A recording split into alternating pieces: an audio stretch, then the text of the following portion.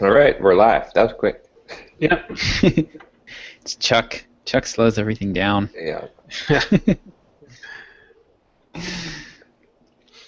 So what's up, guys? How's it going? Pretty good. It's been Derek, you still interesting.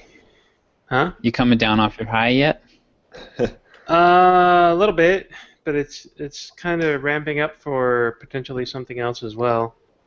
So, first thing, had the greatest sale of my RabbitMQ bundle of all time. Because you Okay. can see in the background of me in the video here, there's a brand new, very large box of Legos.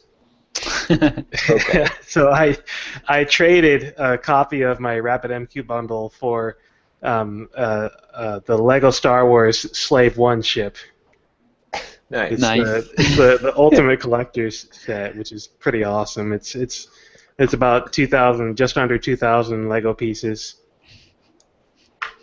So when you complain and can't understand why you didn't hit 7,000, Exactly. we'll just point to that thing. Exactly, pretty much.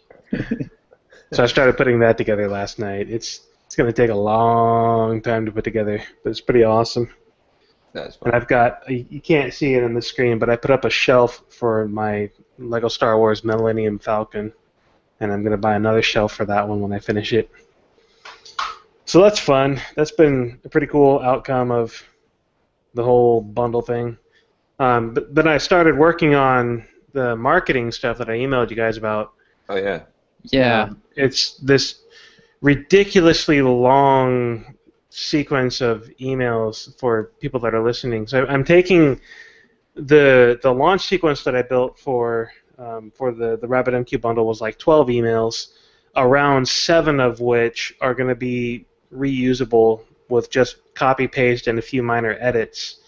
So I've taken those 7 emails and reordered them across 2 new email campaigns, 4 of which have gone into my new RabbitMQ Patterns for Applications email sequence, which is going to be an email course that I advertise, and I'm going to compile this into a mini ebook on LeanPub as well, kind of like how I did for my JavaScript this email course. So there's 4 emails that I copied and pasted into here, and then there's 1, 2, 3, 4, 5 more emails that I need to write from scratch for this sequence, which I've written about these contents, these subjects, multiple times in the last 5 or 6 years, so it's not going to be difficult to write. It's just a little bit of time to do it. But then, in addition to the Patterns for Applications email course, I've got another email sequence, which is like the hard pitch for the RabbitMQ bundle after you get through that email course.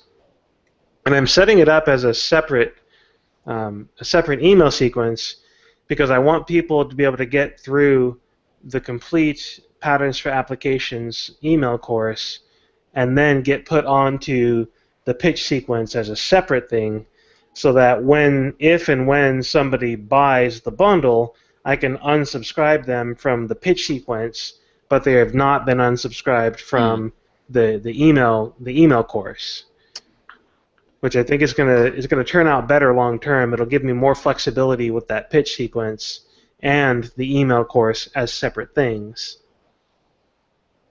So I'm hoping this works out pretty well. Yeah, I like that. I like that drip lets you do that, where you can Yeah. kind of it's like extracting a method, or something, Right, exactly. where you can refactor out a reusable Exactly. chunk of emails. And I'm combining this with other sequences that I already have in place, and so it's very much that.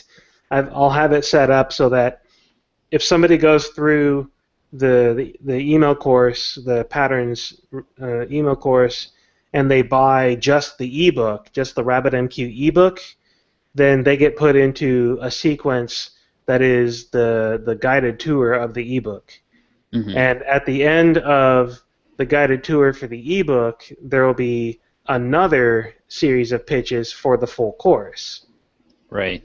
And so they have another opportunity to get a discount and all that. And so it's going to be like 27 emails long by the time they get through all 4 of those email sequences. But So if if we like, somebody screw makes it, I hate RabbitMQ. yeah, exactly. if somebody gets through the email course, the patterns course, and they buy the full package, they still get put into the guided tour of the ebook, but they don't get put into the separate pitch for the bundle at the Yeah. end of that guided tour. Yeah, that makes sense. So there's essentially 4 drip campaigns that I have, Right. and there are different events and different automation rules that put you into different ones depending on what you have and have not purchased. Right. Okay. So it's That's this yeah. incredibly flexible way of organizing all of this, and it's going to be a lot more targeted and more effective for the people that have and have not bought certain things. Yeah. Okay, so yeah, I wanted to answer your question that you'd emailed us, but I honestly was having a hard time figuring out what the different sequences we're going to do, just Right. because I didn't have time to. I needed to sit down and like stare at it for 15 minutes. Yeah. To figure it out. But so I think so. If I understand right, you've got your course, your 8-day course. That's like the entry point, Yeah. right? Right. And then after that, you get the opportunity to buy the bundle. Right. If you choose to buy only the book, you get the guided tour of the book, and then another upsell for the bundle. Right. Okay. Yeah, that all makes sense to me, and it sounds pretty solid. Yeah, I think it's gonna work out pretty well if I can drive enough traffic to that email course, and I've got a pretty good history of driving traffic to my courses. I get an average of 4 or 5 new people on any one of my email courses every day at this point. Nice. Yeah. So it's pretty solid, and that's just through tweets. I've got tweets scheduled in Edgar that go out 3 or 4 times a week to advertise the different courses. And it's not costing you anything. Yeah. Other than Yeah. Edgar. Yeah. But right, other than Edgar, but I use Edgar like mad anyways, so it's well worth it. But I'm thinking if I can show that this funnel of email courses and pitches is actually successful, then this would be something worth paying for advertising. Yeah, for sure. If I can spend $100 a month or even $200 a month and make one sale of the full bundle every month from spending $200 a month, that's instant profit right there. Right. Yeah, I think the key will just be, I mean, maybe since you've got one way to track that would be, I think, if you use the Twitter cards. Do you use the Twitter cards for this stuff? I think you can add fields. So you could you could add the source field to Drip, which you may already be doing, just so it says Twitter. So you know where the person came from, and then you can actually see when they purchase, they get added to Drip and tagged, so you can see, okay, you could just go in and run the report and just see, okay, yep, looks like we're getting a couple people from Twitter. Yeah, that's a really good idea. Stick it on. Because I've used cards to get people to, or I am using cards to get people to sign up with one click from Twitter. Right. But I have not. I don't think I've tracked that as a source using the extra fields that you can add. So yeah, I should go in and do that. What I would do would be maybe just you could. Well, for sure, what you want to have a separate tag for the paid tweets when you get there. For now, maybe just add a tag that shows that they came from Twitter. Right. And then later, if you're gonna pay for something, only do one card and make sure that you have a field on there that indicates what card it is and everything, so you can make sure that those people actually buy something. Yeah, it's a good idea. And don't advertise worldwide. No.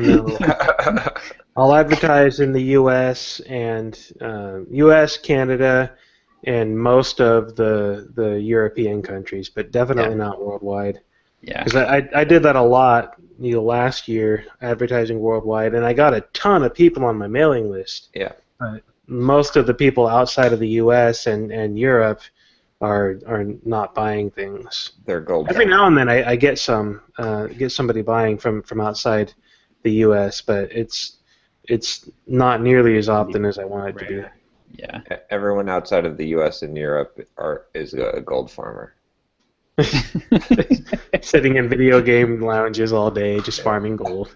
There's the world, and then the rest of the world we don't know. It's hidden from us, but they're really all just gold farmers. Blizzard I owns think we the just world. offended like half of our audience. This is like the most offensive podcast ever.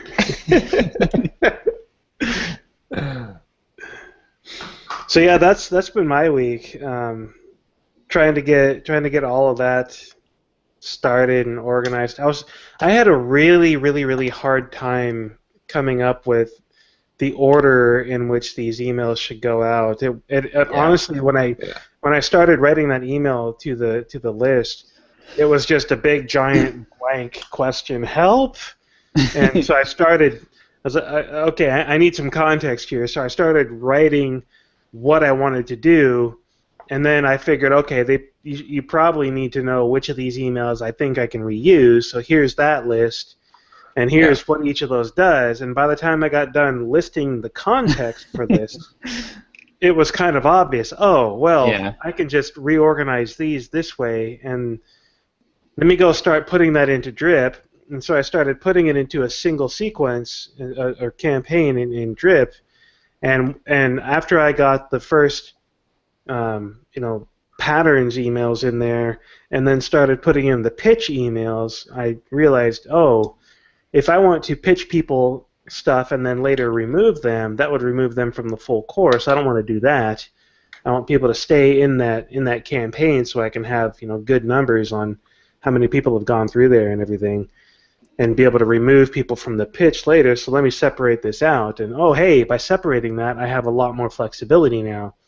So I could do additional targeted campaigns from Twitter or Google Ads or whatever to get people into different sales funnels that would eventually get them into that same pitch sequence. Yeah. So the one thing that you'd asked that question, I mentioned that the only thing that I thought you should change is that it would be good to pitch people sooner. Right. Yeah. Sooner. And so a couple options on that. One would be to, like I said, have links in there that will trigger moving them from the pitch from the course to the pitch sequence. Right. And then that would effectively pause if you moved them, that would effectively pause the course. So if move them back, and then you could move them back, and they would continue to get the emails. I'm pretty sure. I'm almost positive. They would continue from where it left off. Yeah, they would continue from where it left off. You could test that pretty easily just by doing like an A and a B campaign and just make sure. But or we could ask Rob. Yeah, I'm pretty sure. Support and ask him. We typically like you and I typically leave people in the campaign that they they signed up in, but you could do this to kind of pause it. That would be one way. So then the other way, let me think about it. I forget what I was going to say. The other approach would be to do both at the same time. So if they click on a link, it just triggers them to get this extra set of emails that come in, and you could space it out so that they're like every other day, or something like that. So that they're. But I mean, I'm not opposed to sending 2 emails in one day, as you know. So you could do it that way too, but depends how sensitive your audience would be. No, I'm not opposed to multiple emails in one day either. I've had multiple occasions where somebody would get, well, even 2 weeks ago during the launch sequence, there were days when people would get a watch me code email for a new video, and then a pitch email for the bundle, and then another email for a blog post. So I wonder if people hate you, man. Yeah, seriously. So I've had days where there's been 2 or 3 emails multiple times, and it's not usually a problem. I don't see any higher unsubscribe rates for any individual email that way. Every email I send nets around 0.5% of unsubscribes, but that doesn't differ when there are multiple emails in a day. I just have 3 emails that each have 0.5% unsubscribing. Right. So you lose more people overall, but but not a higher percentage. Right. Yeah, so I would probably do that because they've expressed interest. Okay. The other thing you could do would be, instead of having it trigger off of one link click, maybe you could use the lead scoring thing, Right. and have it, if they click 3 or 4 links, set it up so that they click a couple times. Right. Well, yeah, these people are really interested. That's probably a better idea, to tell you the truth, because I wouldn't. If I give somebody a link, I'm thinking about giving people links to some clips of the videos of the video interviews, and I don't want to take the first click for the first clip and suddenly start pitching them. I'd want them to go through 2 or 3 videos plus the email course. I'd build up a good score in the lead scoring in order to start pitching them. That's a really good idea. Yeah, so that would be a good way to do it. And that way you're not. I mean, some people probably won't even see the pitch, honestly, unless you really want them to. You could probably find a way to put them in it after the course wraps up. But yeah, which is what I'm going to start with. So if you get all the way through the email course, you'll automatically go into the pitch.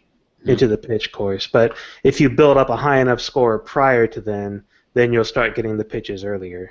Yeah, that's good. And I think so that would probably mean that people would get dumped into it twice, into the pitch sequence twice, but they shouldn't get the emails the second time. Right. I'm going to have to email Drip support about this and ask about these scenarios. Yeah, they shouldn't, because it holds an index of where you are in the campaign. So. Yeah. Right, that'll work. That should be pretty good. Yeah. This could be potentially huge. I mean, I made $6,700 after all the stragglers came in and everything, and then trading for Lego Star Wars is pretty awesome. So easily, that's $6,900 right there. So yeah. Because I was sitting there thinking, this is Tuesday. I was like, man. Or actually, this had been going on for a number of days, thinking to myself, I wonder if I could convince my wife to let me spend $200 of that money. I kind of doubt that she'll let me, because it's expensive, and she doesn't. I mean, if I can justify a business expense, then who cares? She doesn't mind because it's part of business. But this is definitely not business. And so I tweeted out Tuesday morning, hey, I'll trade a copy of. Oh my God! I'll trade a copy of my RapidMQ bundle. I tweeted it with a link to the Amazon to Amazon to the exact one, and with a picture of it in the tweet. So that was effectively a discount for them, right? Yeah, it was because a friend of mine in Tennessee saw it and was like. He tweeted back to me in reply, "Shut up and take my Legos." Nice. That's so awesome.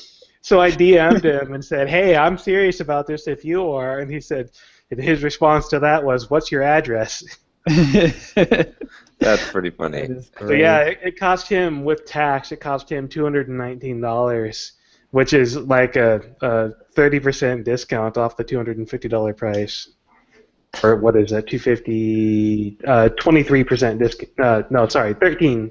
Yeah, 14. Almost a 14% discount off the price that he was going to pay, because he'd been planning on buying this for quite some time. He told me a number of times that he was going to eventually pick it up. Yeah. So it worked out well for both of us. That's great. Yeah. But I've had a number of other people. Expressing interest in the bundle, a few emails from people saying, hey, I'm really interested in picking this up. It'll be a few weeks or whatever before I can, but I'm definitely going to get it. So there's been a few emails like that. So I'm hoping that once I finish these marketing sequences, the email sequences, get this next ebook produced from the RabbitMQ patterns emails, and get all this in place, it's going to work out well. I'm going to take that ebook that I produce from the email sequence, and I'm going to include it as part of even the lowest tier ebook bundle for the RabbitMQ for developers bundle. Give people a little extra bonus to make it more worthwhile for the $50 that they spent on that lower end tier. And then I'm going to do some things like putting it up right now I have the RabbitMQ layout ebook embargoed on LeanPub, so you can't buy it if you don't know the exact URL. But I'm going to take that out of embargo mode and bundle it with the mini ebook as well as the Udi Dahan video, and put the price up to $50. And then I'll put an opening, image. One of that. Remember that image I sent you, Josh, when you were thinking about dropping the Sublime Text mailing list, and I had the traffic guy going stop with the whistle. Yeah. So I'm gonna use that image with a great. big stop. If you bought this on LeanPub, you're missing a lot of the benefits. Great. Go here to sign up for the guided tour emails. Yeah. Once you're in the guided tour emails, you're going to start getting the pitches to upgrade to the full bundle. Yep, that's great. So, one other thing that you should do is, if you don't already have this set up, when people join is anyone coming in to your list now not through a course? A few people are, yeah. I still have sign up for my mailing list at the bottom of every blog post, but it's I'm getting most of my new subscribers through the email courses. Okay. At some point in each of those, you should cross-promote the other one. Yeah. Right. So, maybe 30 days or 21 days or whatever after they go into the JavaScript this course, you should send them an email that connects JavaScript to RabbitMQ. That's a pretty good idea. Sends them over to that, and you won't, you'll get maybe a small percentage of people that will do that. But just make it, just click this link, and I'll opt you in. Yep. And so it's no form to fill out or anything, and then that way you can feed them into each other. That's a pretty good idea. I should do that because the JavaScript this course is still by far my most popular one. Yeah. I have it as a pinned tweet, my card for that. So when you view my Twitter profile, it's just a one-click.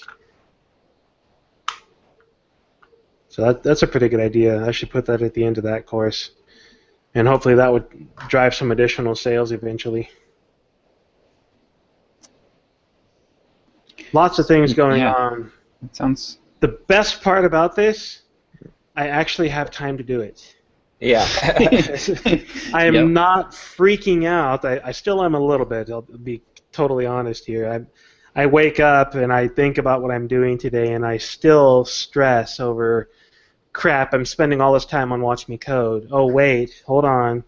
Calm down. I don't have anything else to do. This is my job now. My client work and Watch Me Code. This is what I'm doing. So isn't that a great feeling? It is. It's incredibly relieving to do that. That's how I felt last year when I dropped SitePoint and then decided to backburner Sublime. Yeah. And just focused on copywriting. It was just like that. It's like, oh yeah, just things got a lot simpler now. I'm not juggling 3 different things anymore. I care about one thing. It's nice. There's a whole lot of stuff that I want to do with Watch Me Code that I think I finally have time to do once I get past this major push for marketing the RabbitMQ bundle and start that flow. I'm going to take a bunch of the code from Signal Leaf and turn it into features on Watch Me Code like I've talked about before. And there's some WordPress plugins that I need to build for this. I've got Momoko still working on optimizing the sign-up flow. I dropped another 1,500 for her to continue monitoring and tweaking, and she's got some really good ideas for continuing to improve the sign-up process to make sure that onboarding for Watch Me Code is as effective as possible. Eventually, once we get the user onboarding process done right, we're going to change the focus to advertising the product bundles that I have on the site. Because there's like 6 bundles out there, but nobody knows about them, and they're really hard to find at this point. But I'm not worried about that right now, since I'm setting up the majority of my effort through these email courses. We'll get to those bundles eventually and start optimizing to be able to sell those bundles as well. And I think these kinds of email courses are gonna work well for that. Yeah. Have you seen have you gotten any metrics yet for conversion on the new site? Yeah, she sent me a report. Let me pull this up. Let's see. Voice, no. Where's the attachment icon? Oh, here it is. I think. Yep. All right. So she's got Hotjar set up on the site and is monitoring sales and sign-up funnels through there, which has been pretty slick. So before the funnel goes homepage, sign up success, and we monitor this for, I don't know, a couple of weeks or a month or something. And so we were having a 92% drop off at the homepage, and then an 84% drop off at the sign up page. So very few people out of 1,500 people hitting the homepage, only 18 of them hit the sign up success page over it was about a month. It was a 1 month period. And then after the first round of optimizations with the site redesign, the homepage redesign and everything, homepage drop-offs dropped to 72%, so that's like a 20% reduction. The sequence changed to home, pricing, sign-up, confirmation. The pricing was seeing an 88% drop-off, and the sign-up was seeing a 76% drop-off. So at the end of that month, we were at 16 sign-ups versus 18 sign-ups prior. So the percentages improved on the homepage to pricing, but it seems the indie sign-up form is dropping a lot of people. So we're gonna change this, reduce it from 3 steps down to 2, or from 4 steps back down to 3, I should say. So it's going to go from home straight to pricing and sign up, and then confirmation, and we're going to see if that improves this of it. Cool. So it's really cool having her working on this stuff, though, because this is exactly the kind of stuff that I've always wanted to do with my sign-up processes and tracking and testing to see what's going on, and having Momoko around to do all that stuff for me is phenomenal. It's great because I don't have to worry about that stuff. She comes up with the plan, I approve the plan, make any tweaks, talk to her about whatever, and then she goes and does it. And we're starting to do collaborative development on the Watch Me Code site through GitHub as well, which is fun. So she's making tweaks to the theme through a repository, a private repository on GitHub, and I'm going to be developing my own plugins for the site and features through that same GitHub repository, which will make it a lot easier to deploy things, because right now it's kind of a pain to SSH into my staging server, get things, and then push it to my production server. But we're fixing that with GitHub. Sweet. One other thing I wanted to I think we've talked about this before, but I thought I'd bring it up again since now you actually have bandwidth to think about this stuff again. I think it would be worth looking at going to the model where you use the one-time sales to sell the continuity products. So where you add on, like either you add on or upsell the subscription service as part of the bundles, and then you primarily promote the bundles, because you can spend advertising money on that. If your per customer value on the bundles is like $150 or something, right.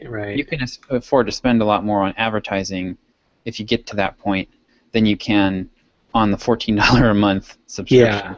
But if you can tack that on to the sale, and one way to do it would be to just have like a 30-day, like just include it as a 30-day free option. Perry, I was talking to one of my clients this week about the same thing, because they're thinking about, they want to go to a continuity model, and I was like, well, don't assume, because they're thinking, oh, it would be easier to sell $49 a month than it would be to sell $197 one time. No, and I'm like, it's really not. Well, don't make that assumption, because that can be, I'm finding it far easier to sell $250 one time than to sell $15 a month. Yeah, and I actually told him about your experience with that, and he was pretty surprised. Gosh, I'm getting a freaking call here coming in through Google Hangouts. Sorry. But yeah, so I was sending him over to Perry Marshall's site to look at how Perry does it, which is he has a $97 monthly newsletter mastermind type of deal, right. And he gives you a 60-day free trial to that whenever you purchase anything from him. Yeah, right. So he sells the $500 course, and then you get this free 60-day thing, and you can deselect it, but it's in your shopping cart automatically. Right. You can deselect it if you don't want it and get rid of it, but by default he's kind of like promoting that, trying to get you to buy into that. And how much is his monthly fee on that thing after the 60 days? $97.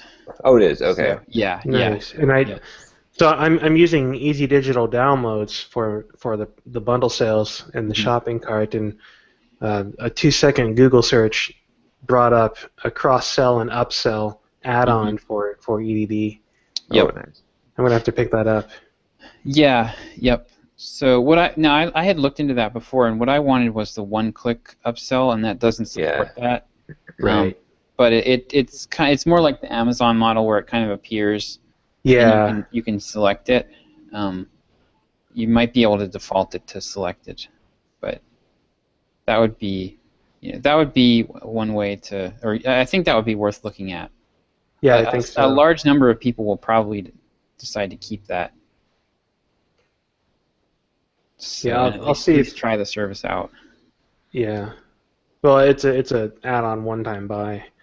I don't see anything in the screenshots about automatically, but I'll have to look up the documentation further and check on that, because that would totally be worth doing. Even if it just shows up at the bottom, I can make it really easy to see and click add for, try your 2-week free subscription, free trial for Watch Me Code subscription, Yep. So that'd be cool. That's a good idea. Lots of things to do. And finally, more time to do it. Yay.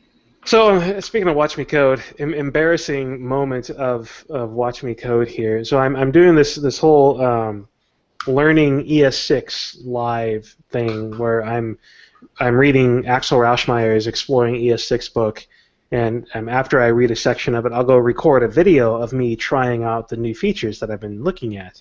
Nice. And so I started, and it's been going really well so far. I've recorded 4 videos of it so far, and the first 3 are really good, I think. And the 4th one today was extremely painful. So I'm trying to look at ES6 generators, which makes sense to me from the concept of iterators, because of my C# background with the yield keyword. You can do the same thing in JavaScript now with the yield keyword.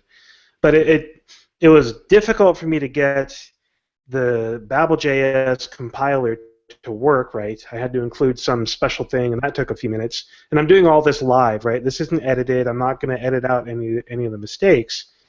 But so I'm doing all of this live to get this working. And so I finally get it working, and I figure out the iterator stuff with generators. And then I try to go do some more advanced stuff with like asynchronous support and everything. And I'm fumbling all over myself and can't get anything to work, and I don't understand the documentation and the book, and it's just like this giant mess of me screwing up and unable to learn this stuff. But I'm going to release it anyways, because that's the whole point of doing this live, right? Is to see some of the mistakes and the struggles that I'm dealing with, and so I'm gonna go back and do some more research on the subject, and come back to do a part 2 of ES6 generators, where it won't be quite as live. It'll still be me live coding, but it won't be quite as much learning live as it will from the previous ones. But I think it'll work out really well in the end. It'll be a fun series and a fun little product bundle to put together, because there's a lot of people that are really interested in the ES6 stuff right now. and putting this together is helping me learn a lot about what's going on, which is also a huge benefit. And you're suddenly very dark, John. Can't see you. It's getting darker here. Ready to open your curtains or something. There we go. Yeah, did not help at all. there's now a shiny, glowy half to your dark. I haven't had good lighting since I've been here. I guess because it's later, and then there's just Is there a curtain you can open or anything? Let me see if this will help. John looks like he's in the like one of those anonymous interviews. Oh yeah. Yeah. It's like talking with the muffled voice. Garble his voice. Okay, I have more light, and now I'm That's only. a little better. There we go. Until it darkens more. Yeah. All right. So that's everything I've got going on at this point. My problems with live coding, watch me code. But lots of good ideas there on the marketing stuff, Josh. I'll have to look into that and see what I can do once I get past some of these first pushes. Yeah, it's looking good though. I'm excited to see what we can do with this. Nice. Just be careful not to drop too much money on the design and the marketing just until you get some solid return on it. Because definitely. There's not much money going into this. I'm spending a lot of time on it, but it looks like your light is slowly getting brighter. That's good. All right. Your lamp that you turned on. But yeah, I'm putting more time than money into this because I've made that mistake last year. Spent way too much money on marketing and not enough effort in the real meat of the marketing funnels and whatnot in order to get those working. So the money that I'm spending with Momoko is definitely worth it because she's helping me improve the onboarding process for the signups, and there's always risk involved in doing that, but it's been worth it so far. I'm seeing a pretty steady rate of people signing up, and people definitely like the site design and the homepage better. Yeah. Well, I mean, you'll know when you just got to look at the numbers, right? And then you'll see. But yeah, just be careful not to put too much until you start seeing numbers that are showing improvements. Otherwise, right. No, man, start buying ads right now. Right now. I don't have anything to sell yet, but I want to buy the ads. So what's going on with John? We didn't get your opening story about foreign country this time. Oh yeah. So you're doing light from the bottom of your face like a horror story now. There we go. There, yeah, artificial lighting. There we go. John, awesome. it's lighting up your big nose. Thank you. That. Oh, did you like that video? Yeah, the video. Yes. It's pretty epic. That video is definitely the most popular video I've done. Yeah. Oh gosh, yeah, I got a lot of comments from people that were like, that was my favorite Simple Programmer video ever." Totally, Nice. It was good. Yeah, that was funny. I was the camera crew they were having a hard time not laughing when I was. It was like, especially when I was like, and if you don't subscribe, I don't give a shit. that line at the very end, that made it right there. Honestly, easily the best. Yeah, it's funny. I haven't gotten any really negative comments from it. I expected some people to be. Actually, I expected the comments to be on YouTube to be full of horrible things, but. I guess I'll have to push it to the edge more. Yeah, you just you're pulling your punches, man. Yeah. I'll just have to if you email me, I'll just slam you on a video.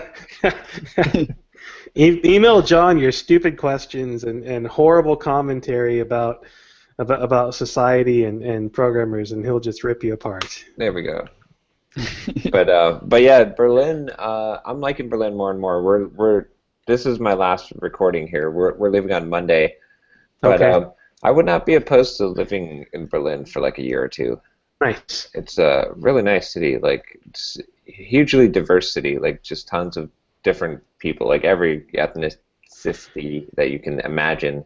I find that the more you get out of the U.S., the more diversity you see. I mean, even going to Canada, it's just the nice attic above the crack den here, but there's far more diversity in just across the border, like in Toronto. I mean, it's only a few minutes away from New York and other stuff over there, and there's just significantly more diversity anywhere outside the U.S. and in Canada and Denmark and London and everywhere that I've been outside the U.S. It's refreshing to get out of the U.S. and see what diversity really looks like and how it works and how nice it is and how enjoyable it is instead of the crap that we deal with here. Yeah. I mean, people do seem to get along a lot better. I mean, it's interesting. There's definitely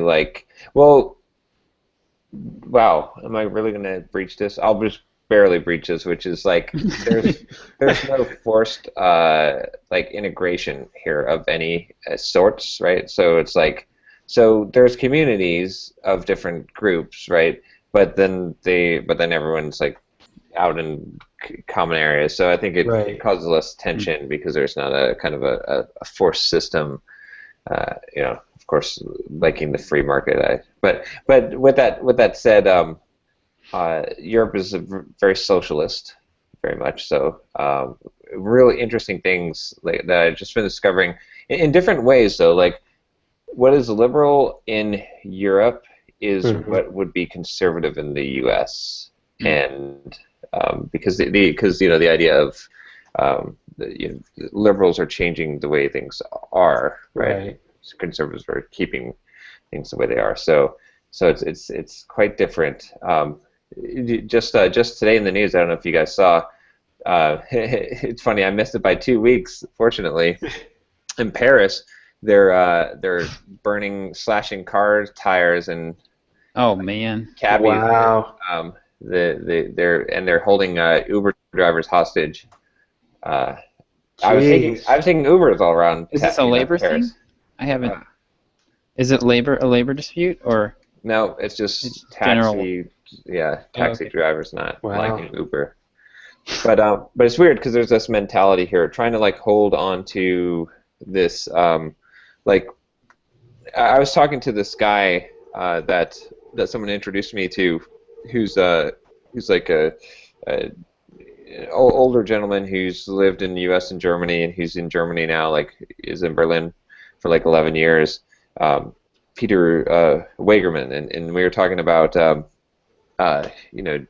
just in general, because he was asking, someone was asking about entrepreneurship in Europe, and is it the same? Is it not? Do they? And he was very much telling me what I was starting to suspect, which was basically no, it's people now. I'm going to make some generalizations, but in general, there's more of a mentality here of I want to just work for a job my whole life, and then the employer owes me a pension or retirement, and I shouldn't have to work too hard at my job, and I shouldn't have to work too many hours, right? Right. And just this whole kind of I deserve a job type of thing, which was, this was how things were in the U.S. 30, 40 years ago, I think. Yeah. Probably is. Right. But it's not. Probably closer to 60 or 70, but yeah, maybe more 60 or 70. It's still the same mentality was there.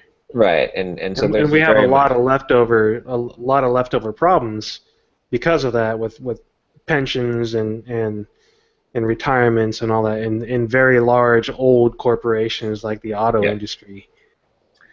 And very much, the times are changing, right? It's the world is changing, and in fact, I just did a blog post about this because it'll be coming out on Monday, which is basically saying you're not going to get a retirement and your job is going away. Right. And essentially, we're all going to have to become entrepreneurs at some point, just because everything is becoming more of this on-demand services based, and you're actually expected to work. You can't get away, less and less are you able to get away with half-assing it out of a job, because there's people expect more, they expect to actually get something for their money. You can't just sit at your desk and not do anything and get paid. Those sweet efficiency is more important now, and it's becoming more and more so. you can't get away with that stuff. And very much the mentality still here is it's kind of hard to describe, but you kind of like what I was saying about the service stuff. It's all like a symptom of this of like, and it's not everyone here, right? I mean, there's a startup scene in Berlin. You know, I'm making generalizations, but it's because it's like just a general, more pervasive mentality. But it's more like, you know, I was just talking to my wife when we were walking by like a couple of cafes, and I was like, okay, so like the mentality in the U.S. is like, if I could like change the way my display is, or if I could be open at different hours, or do something different to make more money, to get more people to come into my store and buy more of my stuff, that's what I would do, right? Because I want to make more money in that same amount of time, or to do better. Whereas I think a lot of the mentality here and in Europe in general would be, well, this is, I don't care about making more. I just want to like just do my job, and that's it. And so it's really interesting just to see that, and it's changing, right? The world is moving in this direction of entrepreneurship, of like, you know, of very much that direction. So that mentality is which is interesting to think about, because when you look back in history, it wasn't until, you know, maybe a couple of hundred years ago that we had very large corporations. Right. I mean, you think about like the days of the colonial era days, and a little prior to that, you had these very large shipping companies that controlled the seas, and they were the first really large, powerful corporations. But other than that, people pretty much worked in really small places, really small shops. They worked for themselves, or they worked for a really small place that was local to wherever they were. And we're kind of hitting the peak corporation now, where we're starting to see people moving back toward that smaller group of more focused people within their given area. And with the internet, our given area can be more generalized around the world, but more focused and specialized to a given subject matter. So instead of having the cobbler of this town, you now have somebody that is phenomenal at building high-end shoes, selling all over the world. Or even just like the heel of a shoe that is for runners who have a limp. Like, that's like, it's becoming more and more specific. Yeah. But it's interesting too. Like, I mean, like, because we went through different ages, right? Because there was a agricultural age, right, where people were farmers, and then that's where people were blacksmiths, and but they didn't actually have freedom, right? It was like because there were heavy caste systems in place, and there was feudalism, and you had to be apprenticed to somebody that could teach you how to do it, and you didn't really have much of a choice. Like, going into the clergy was a choice, pretty much, but then the rest of it of your life was pretty much governed by, you know, who your parents said that you need to do, or even what was needed in the. So there wasn't much of a choice. But then we had like the after the agriculture, the industrial age, with really the rise. That was really where the pensions and the it's like, you know, the company owned you essentially, but took care of you. And then the information age, which we're in now, and exiting, I think, into the entrepreneurial age, where things are going to be on. You're responsible for your results, but now you have the freedom too. So yeah, it'll be interesting to see what happens. But Europe is going to have a hard time adjusting to this. The U.S. certainly is. Jeez. Yeah. Well, I mean, we have got pockets like here in Western Pennsylvania. It's super. This is like the heart of union country. Yeah. And, you know, it's very much that same mindset, John, where, you know, the union's looking out for me, and people are. It fosters that same exact mentality where I'm going to do the absolute bare minimum that I'm required to do by contract. To not get fired, and it is it's like a stranglehold. Like the convention center here. When I was in college, one of my professors had this story that he was a political science professor, and he just would rant about this convention center that we have, because he was helping out with a conference, and they were setting up the chairs for this conference. and they had to have the carpenters union come in to set up the chairs. Mm-hmm. But they couldn't set the chairs up till the area was taped off. Well, that was the responsibility of the electrical workers union. Yeah. And they couldn't put masking tape. They were just paralyzed. They were just utterly paralyzed. And these guys are getting paid hourly, so they don't care. They're sitting there doing nothing, getting paid hourly for this. Yeah. And and then they'll force you to use all the vendors and everything. Like he's like, we're never using this. We're never using this convention center again. Like it's just. Yeah, my dad has a almost exact same story about a convention center in Chicago for the automotive industry. The big auto show that they went to one time, he used to go to all the time, but they had it in Chicago back in the 80s or early 90s or something, and the exact same thing happened. You were not allowed to move your own booth, setup, display stuff into the convention center. You had to wait until your assigned person from the union was there to move it for you. You couldn't set up your own stuff. You had to direct other people how to set it up. Yeah. You were not allowed to plug anything into the outlets. Yeah, exactly. A union electrician had to come and plug it in for you. You weren't allowed to unplug anything at the end of the show. They were held hostage for days. On end because they were not allowed to unplug anything and move their equipment out. And so finally people started unplugging it and moving it out, and there were fist fights, just all-out brawls in the convention center from union workers pushing people, literally physically pushing people around, telling them, you're not allowed to unplug that, you can't do that, you are not a union certified. Yeah.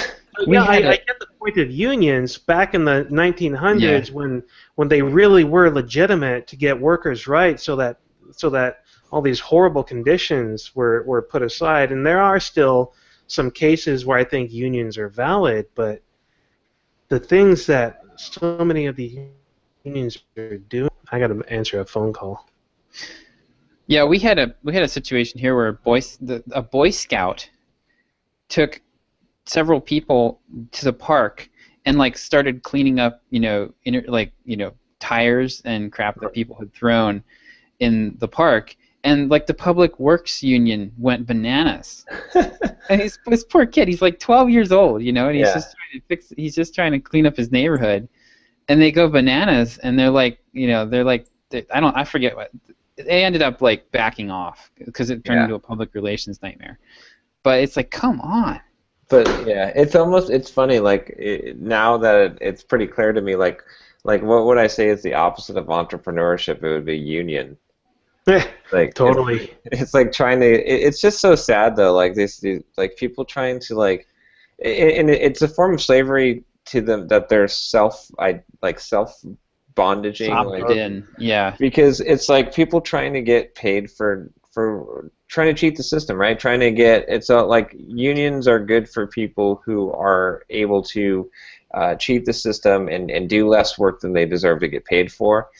And then what happens is when enough people do that, then the whole thing collapses, right? And that's where so it's just not a sustainable. And the problem with that is it's if you want to do that, it's a false sense of security. It's yes, maybe you're secure, and maybe you're going to get paid, and maybe you can sit on your butt and only work 2 hours out of an 8-hour day or whatever, and you're going to get good wages and healthcare and all this stuff. But that's all you're ever going to get in life. You're never going to grow. You've just capped. You may have. It's like trading.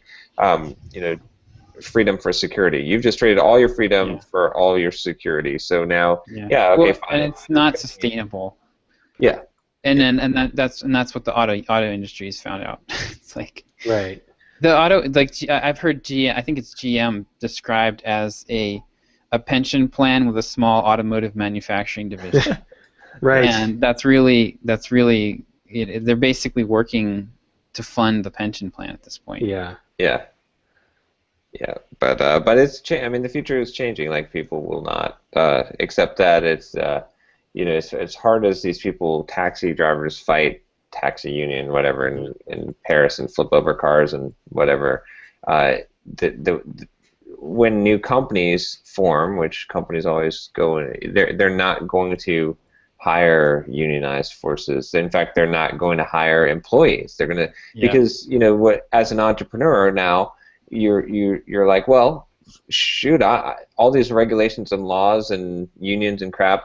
I'm not going to hire employees. I don't need to. I can just hire people on a contract basis as I need the services. And that's what's going to happen more and more so. In fact, I mean, that's happened in the U.S. with the whatever shrinkage of unemployment we have seen has been mostly to contracted workers, not the jobs are not coming back.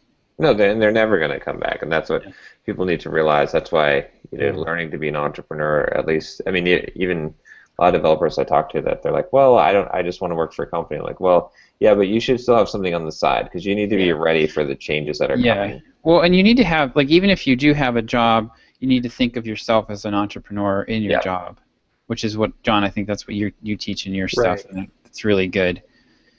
You're a contractor, you're an entrepreneur with one client. Exactly. That's exactly, yep. One really big client. And then you can make the shift later when you need to, as things are changing. Like, you'll be ready. It won't take you by surprise. You won't be one of those people that are like, well, gosh, I just counted on the union. Like, I never developed my skills. I never did anything. And now that I don't have a pension in a union, I'm just going to have to go beg on the streets, because those days are coming for sure. But it's interesting here in Berlin, there are like there's a startup culture, like, so it's changing, like, from the inside here, like, on more entrepreneurial type of stuff. But it's I like the city though. It's really, really nice city, really easy to get around, great prices, like I said, a lot of diversity and there's just so much to do here in this immediate area. Another interesting thing that's really, like, along with the same line of talk, is I didn't really realize that Berlin was in the Soviet portion of Germany, like, before the wall came down. So Berlin is squarely in it now. Like, so when after World War II, right, Germany was divided into the 4 sectors. Right, and the Soviet sector, the northeast corner, was communist, but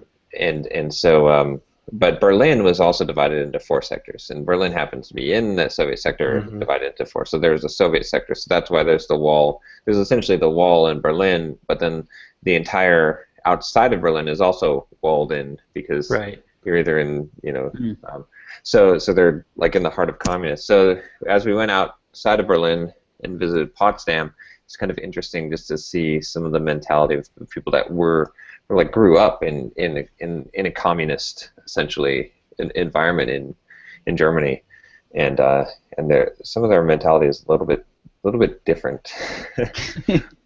but also just the idea that that this is like the end. Like, it's just a stark contrast. Like, when you see it, like, we went to the Berlin Wall Memorial and Museum, the Checkpoint Charlie Museum, and there's like all these people trying to escape, and like people were willing to like do crazy things to escape. That was how bad it was. But cool. Where are you headed next again? We're gonna be on Monday. We'll be flying out to Western Ireland, and then we'll be driving over to Dublin. So okay. I really would like to visit Ireland. Yeah, same here. Ireland and Scotland, I'd like to go there. Yeah, I'm excited. I think it's going to be pretty cool. I was surprised though. Like, I didn't expect Berlin was way different than what I expected. I didn't expect to necessarily like Berlin, but I like it a lot. Like, I would actually move here. So nice. Yep. In fact, we went today to a Turkish market, which was pretty cool. Like, they have this street market and like all kinds of, like, I guess some people drive all the way from Turkey, like, overnight. Really? To the market. Like, it's like a 20-hour drive or something. Wait, they drive from Turkey to the Turkish market overnight? Yeah. To sell stuff? Oh, okay. Yeah, Okay. to sell stuff like vendors. Yeah. Okay. I thought you were. I thought you meant people from Turkey drive to Germany to buy stuff. No, okay. As sellers, that makes more sense. That Our would- Turkish markets here in Turkey, they're terrible. Yeah. Can't get the authentic. That's kind of like I've heard you have to go like actually some of the best seafood is like in the heartland, like in Kansas and stuff, where they fly it in like every day. Yeah, every single day. yeah. And There's a overnight. world class sushi restaurant in Austin, Texas called Uchi. I've been there a couple of times. My wife and I have been there twice, and we have spent no less than $350 each time we were there. Wow. So needless to say, it was like big anniversary kind of celebrating something huge kind of thing. But all of the fish is flown in fresh from around Maybe the world. you could trade your box of Legos there. Yeah, seriously. Plus the Legos plus a bundle. It's ridiculously expensive, but holy cow! It's, I mean, the kind of place that you will never have an experience like that again, because it'll never be the same experience going back twice. Yeah. Oh, I got my article on Fast Company came out. Just got nice. today, so Sweet. Awesome. that's cool. We'll see. So I don't know what what this will do. I don't remember this. Can you fill me Did I in? mention this? So Pluralsight asked me to if I was willing to be interviewed by Fast Company Okay. about Pluralsight and kind of the details. Oh, nice. So, yeah. No, I did not know about that. I missed it somehow. So we'll see what this if this results in some good stuff for me. I think it's a pretty big. They get like 13 million unique views per month, so it's a pretty large site. So Wow. Yeah. So we'll see what. Did you get a backlink out of it? No. Oh. I don't think I did. Or what happens when I click this? Probably did. Yeah, they did. I should ask them for. Weird, because they're linking to.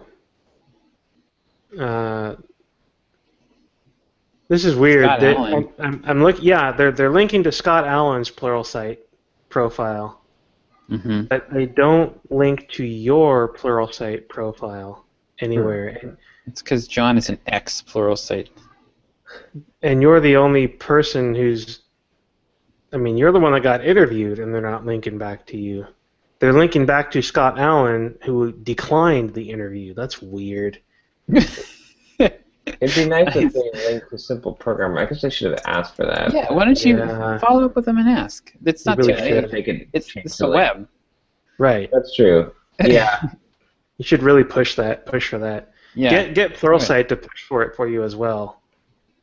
Because somebody at Pluralsight is going to have a little more clout with whoever did the article, but you really should push to get a link from that.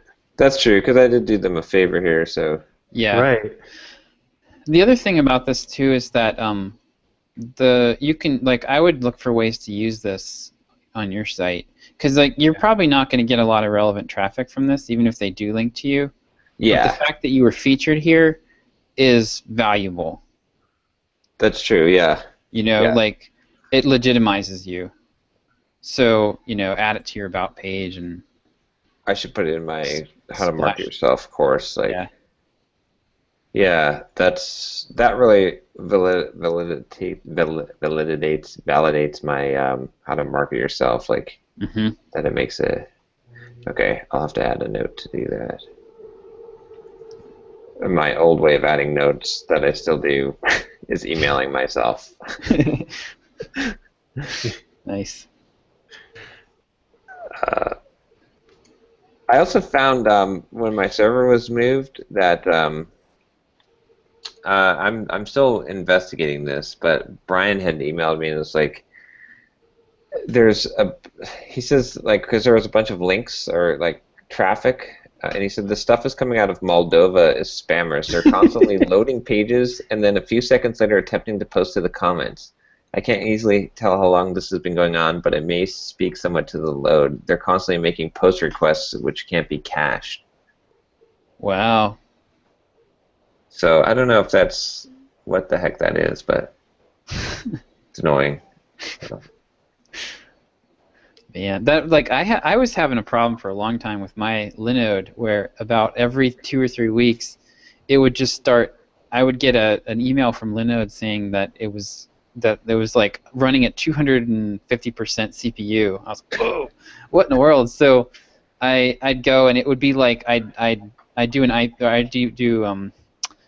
I'd just like look at all the IPs that were connected, all the open connections, and it would be like there'd be like 20,000 open connections to this one IP address, and so I'd like ban that IP address manually, and then like a few hours later it would start up again. It was really annoying. It was coming out of like South America somewhere, I think like Brazil maybe, and my server was handling it fine because it had, I had the caching and everything set up. But yeah, it was. It stopped. Fortunately, I haven't seen that in a while. But there's not Linode. There's nothing we can do. Right. Exactly. It was just I just had to like go in there and add blacklist the IP address manually, and then it would all go back to normal. Yeah. Yeah. It's like what's the point? I had tried to set up my mail before, and I was a spam. Yeah. So yeah, don't use your own mail server. Yeah, definitely not. Just use Mandrill. Yep. I still have one set up on mine actually, because I have this little rinky-dink PHP site that I built. It was like my very first programming project, and it's just like a post form, in like a PHP form, and so yeah, I still have I think Postfix or Postgres set up on there. So totally unpatched, old version of Linux. No, it's all current. What's totally the IP current address for that? Wouldn't be hard to figure out. So yeah, I think that's pretty much it. I'm trying to think if there's really. I'm just keeping up with stuff, trying to keep up with emails and YouTube video comments and all that. But I skipped. I haven't gotten an email newsletter out last week or this week. I need to. I can time shift, so I could actually get one out today if I wanted to. But we're back in time. Yeah. I need to get that automated. I need to get on a sequence instead of writing a Friday email. Yeah, I agree. And I think this type of article would be something that you could drop in there too, the Fast Company article.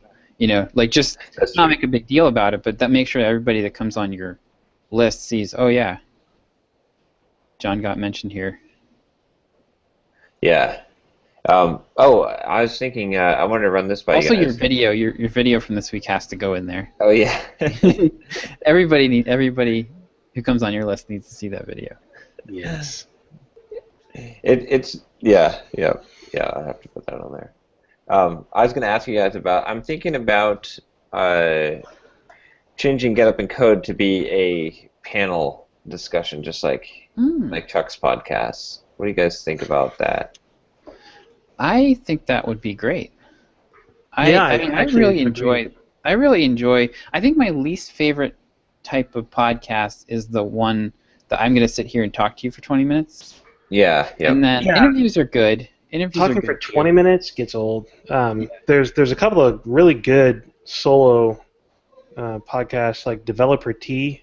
He does a lot of solo stuff where it's like 5 minutes long.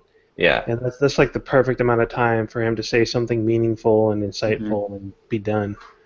And that's what Simple Programmer podcast mostly is. So right. Interviews, because it's coming straight from the YouTube. But Get Up and Code, I've done a lot of single episodes just because it's hard to coordinate and, especially when I'm trying to travel. So I want to just have a time every Friday we record at this time, and then have the panel, and then whoever shows up and record. It also takes me off the hook if I have to miss it some week or something. Yeah. So. Yeah. You probably would still want guests with that, I would think. Yeah. But then I have anyone on the panel could invite a guest, so it's sort of taking some of the responsibility off of me, rather than just killing it, because I don't want to just kill Get Up and Code. I just recorded episode 99. So Wow. Kill it now. yeah, Dead before. Pull the Don't hit plug. 100. You cannot hit yeah, 100. can't hit You have to 100. keep going with it then. So Simple. I recorded episode 90 of Watch Me Code this morning, Nice. which I'm almost at 100. If you count all of the free videos that I've done over the years on YouTube, I'm well over 100. Yeah. And if you include all the stuff I did for Telerik when I worked for them for a year, I'm probably like at 125. So I mean, I've certainly done well over 100 videos, but Watch Me Code is getting almost at 100 official episodes plus the free ones, which is pretty awesome. John, I have a panelist you could invite. I think her name is Iris. Yeah, I'm not gonna touch that subject. I don't know. Hopefully she's all right. I don't know if you guys heard Yeah, that. I hope she is too, but it's been a few days since anybody's posted from her account, so. Yeah. Oh, I'm sorry. I said something insensitive. No. Yeah. No, you didn't know. Okay. Yeah. So. She's having some pretty serious medical problems. Okay. Yeah, I had absolutely no idea. What in mouth? No. But, well, you don't stay on all, keep up on all the developer gossip. Well, it's like in The Office there was that scene where I think it was Ryan. He's like, what? You didn't check my Tumblr? And it's like, no idea. Sorry. But yeah, I'm thinking about that. Because my goal, what I'm trying to do, is step by step, like simple programmer. The blog is going to be, I've got my editor getting people posts coming online. Then that'll be kind of community driven, right? It'll be more than just me. And have then you gotten any posts yet, or have you seen any content? No, I'm still setting that up. I finally moved my email account over to Google Apps, which was good. Okay. So now I can actually have multiple. But yeah, that should be coming on in July, and then by the time around August September timeline, I should have the full content schedule going. At least that's the plan. And then Get Up and Code, like I said, I wanted to make that more of the panel thing. And then I eventually want to probably take the YouTube videos and add more people to those too. Probably getting people to do tutorial type of things where I'll still be doing my YouTube videos. I haven't completely decided if I'm going to open that one up more or not. So I'm not 100% on that. But the idea is to make it so that most of this stuff does not require me, so I can work on other stuff. So, to keep it going, So. Sweet. But yeah, that's about it for me. I've been doing something weird this week where I installed the plugin in my Gmail to only check my email twice a day. Uh-oh. And it's freaking me out. So it's pretty cool. It's called Inbox Pause. And basically it just adds a pause button to Gmail. And what it does is as your email comes in, it puts it into a folder, like a hidden folder, like a label. Oh, okay, yeah. And then on a schedule, it just removes that label and puts it all back in your inbox. Nice. Yeah, so I've got it coming in right now. I check my email at 11 and 4 p.m. So I've got this big block in the morning where I don't have anything. I'm not, because I was very guilty of checking my email first thing in the morning. Yep. And then, not a lot, but every so often there'd be something come in that would just throw me off, and I'd spend half the morning thinking about it or fuming about it, and I can't really focus on what I actually need to be getting done. So so now I don't see any of that stuff until 11 a.m. and it's, oh my gosh, because I operate at inbox 0 all the time. Yep. I never have anything in my inbox. I star everything. 1,959 unread emails at this point. So it's actually not that bad. It's only it'll be about 35 or 40 emails that just boom land in my inbox all at once. and so it's making me more conscious about what I'm subscribed to. So I'm unsubscribing from stuff. So with the stupid follow and follow thing, you get a lot of like auto responses. I've canceled all I'm a those. spammer, like people are spamming me back, so that's not fair. But I still want to get my emails from Twitter with the app mentions, because every once in a while somebody will actually say something to me and I want to respond to them. So I put those all in a label though, and I'll check that just like once or twice a week. Oh, I see. Yeah, that's good. Yeah, I'm removing, I'm unsubscribing from as much stuff as I can again. Like I go through cycles with that, where I sign up for a bunch of things and then I unsubscribe again.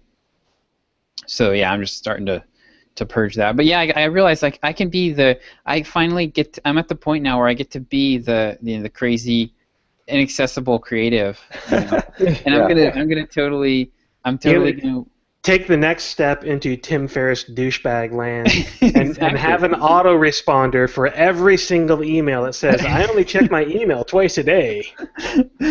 Yeah. No, actually, there's an option to have that. You can turn that on in Box Pause. And Is that called the Tim Ferriss option? I don't know. I disabled it. Option? Yeah, I disabled it. I don't want that going out, especially for like email lists and stuff that I'm on. Yeah. It's funny. I think if you listen to Tim Ferriss's podcast, Derek, I think you'd actually like him. And I'm not even. I have tried several times to read his stuff. No, not read his stuff. His stuff is more hyped and fluffed. He's actually not what the voice he writes from. I can't get past his narcissistic pictures on the rotating image on the top of his website.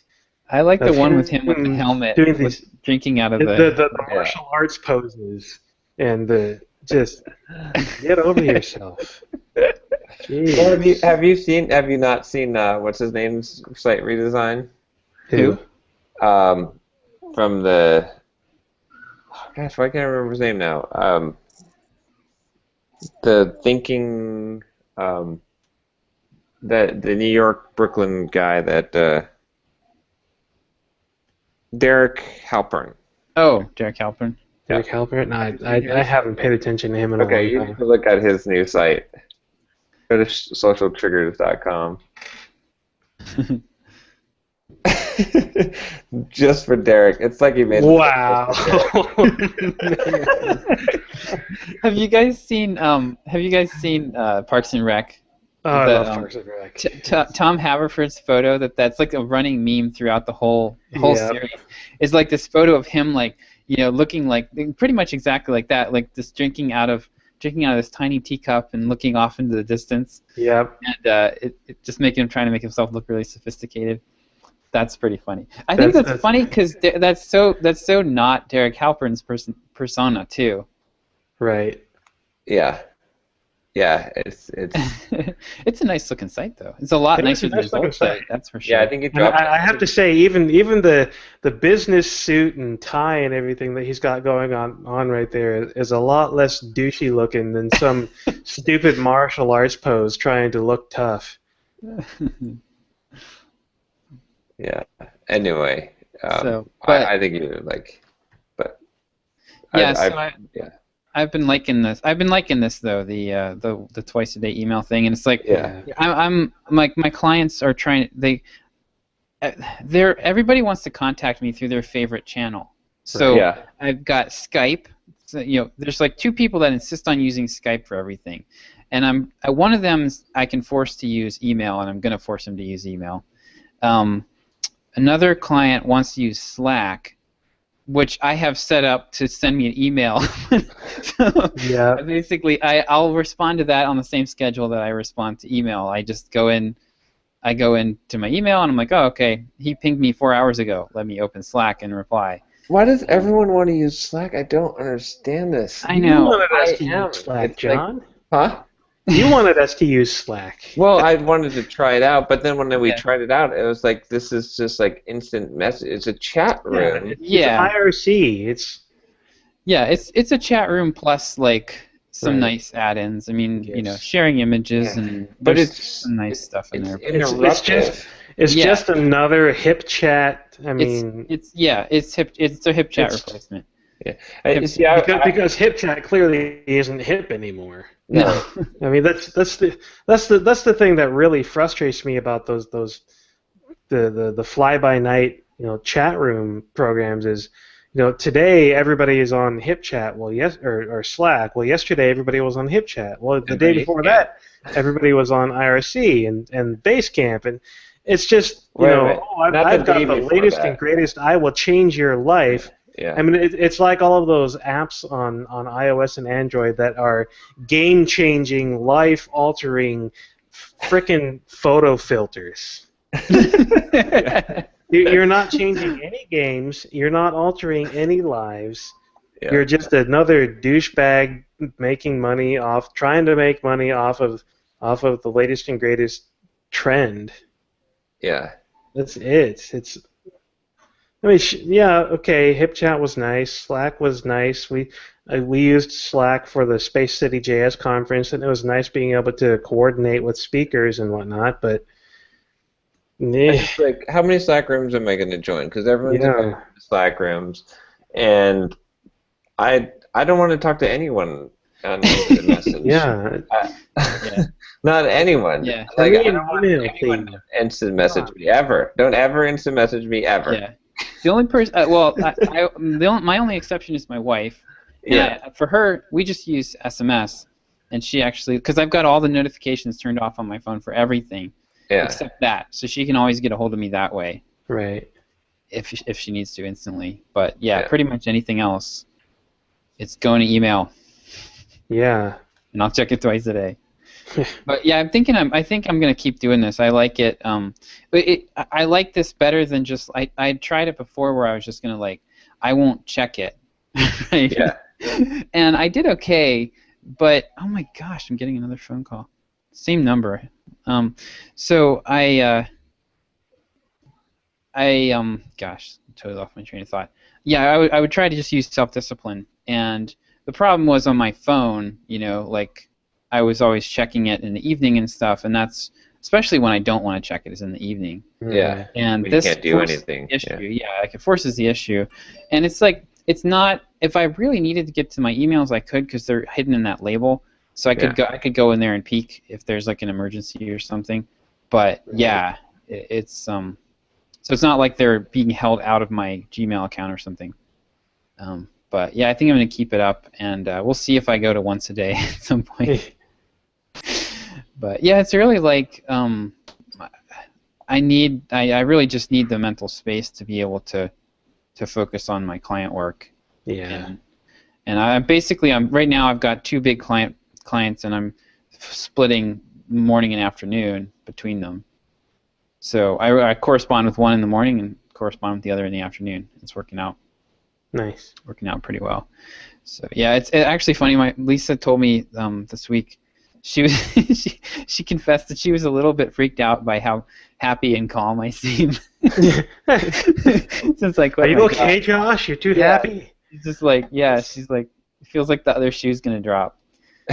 So I guess it's been working out. And this week I actually went to, just in the middle of the day. They were going to the library. She and the kids were going to the library. They had a dog, service dogs coming in, and I was just I'll go. And I just, took off for 2 hours in the middle of the day. Yeah. And it was great. So it's nice, isn't it? Yeah. Yep. I'm gonna probably spend an hour playing with Legos as soon as we're done this call. Yeah, and this weekend, so we're going to see my wife's family this weekend, but the kids got sick. Because we went to the library on Tuesday, actually, and so we're talking about it. And we're like, well, we could. There's nothing saying I couldn't just work Saturday and we could go on Monday. There's no one to tell me I can't do that. I don't have to schedule any PTO or anything. So it's pretty awesome. Yeah, it is. And you wouldn't rather just work for a union? No. Oh my gosh, no. They will literally tell you how to run your life. They will tell you when you wake up, when you go to work, what you do at work, they'll do it for you. You don't have to think. I saw someone posting that software developers need a union, and I was like, oh my gosh, no. No. no, We I don't had think so. I guess we're getting back into this. Most underworked profession. I heard a story recently about somebody was trying to get a teachers union to accept merit-based pay. Oh, jeez. And they were offering the top salary of they were increasing the top salary to $120,000 a year, but you had to actually earn it. They voted it down. They wouldn't do that. Yeah. So, but yeah, so the rest of my week has just been pretty good. What I'm trying to do is line up my client projects so that they're all essentially month to month. So like I've got a guy I'm talking to about a sales page, and I think I'm going to do it in July, and I'm trying to basically line it up with the start and end of the month. So most of my projects will be either a retainer, not a retainer, like we talked about, a monthly contract, where I get paid on the first of the month, or a 4-week engagement that ends at the end of the month. Yeah. And that way I can plan. That will help me to control the insanity, and I can plan and say, okay, well, all right, well, I just put together a little schedule here of I've just been started to plan out my weeks. So I've got 2 weeks planned out, and then I've got next month sort of sketched out, and I have an idea. Okay, well, I can't take any more clients next month. So if somebody else wants me, then then we'll talk about August. Yeah. And that way. Yeah, that way it's kind of artificial, and I'm sure I'll have to break it sometimes for people, if they have launch deadlines or something. But that way I don't let myself get pressured into taking on more than I can take on. So it's at least for now, this is how I'm going to do it. And from the copywriters that I'm talking to, basically a month for any project is kind of a minimum. Right. If especially if it's a new market, there's so much spin-up work you have to do to learn a new market. Yeah. So I'm actually talking to somebody on Upwork. Yeah. Upwork. The new crappy name, Odesk is so easy to remember. Upwork is what? Yeah, I know. I like the new site though. The new site's a big improvement over Odesk, but yeah, she seems she's in the Philippines, and she's a copywriter. I hadn't thought about this. She's a copywriter, and I think she writes probably mostly more like web copy, but she's at least a good writer. And I mean, her writing, from what I've seen in emails and stuff, is 100%. I couldn't tell that she's from the Philippines. Usually you can tell there's they're very fluent, but there's you'll catch little idiosyncrasies. But this lady seems like she's spot on, like a native U.S. English speaker, and she's a copywriter, so I think I could teach her what I need her to do in terms of research. Oh, that's a good idea. Yeah. And the trouble is with copywriting research, it's not like go find, I need to understand, I don't know, some scientific topic. So go research knee anatomy and give me the high points of what causes knee injury. No, it's I need to get into people's psyches, and I need to understand the emotions that drive them, and why they like running and all this stuff. And so if she's a copywriter, she might understand some of that already. And so I don't have to teach her. If she's just a general internet researcher, I'm going to have to train her to think like a copywriter before she'll be any use to me. So I think I'm going to try a project with her. I think probably this next couple weeks. So, and then the other thing that's been working out really well is I've been using Rev.com, but since a lot of my clients have video products now, is basically all I'm seeing. And I don't want to sit there and watch. I don't want to sit there with somebody's stupid membership site and watch 3-minute video clips and take notes on them for 6 hours.